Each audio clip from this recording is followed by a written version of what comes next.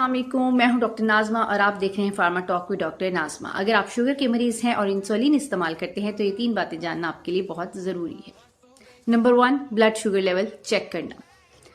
जब आप इंसुलिन इस्तेमाल करें, सबसे पहले अपना ब्लड शुगर लेवल मॉनिटर करें ताकि आपको पता हो कि जो डोज आप यूज़ कर रहे हैं वो आपके लिए उस टाइम मौसर है या नहीं है।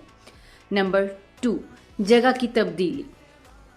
जब भी इंसुलिन इस्तेमाल करें, एक ही जगह पर बार बार आपने इंजेक्शन नहीं लगाना, उससे आपकी स्किन वहां से सख्त हो जाती है, स्वेलिंग हो जाती है उस पर और मेडिसिन जो है वो असर नहीं करती। नंबर 3, फ्रीजर में ना रखें।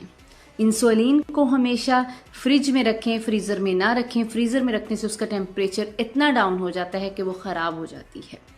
मौसर इलाज सेहत का राज। ये छोटी छोटी सी एहतियातें आपके इलाज को मौसर बनाती हैं और आपकी ब्लड शुगर लेवल को कंट्रोल रखने में मददगार साबित होती हैं।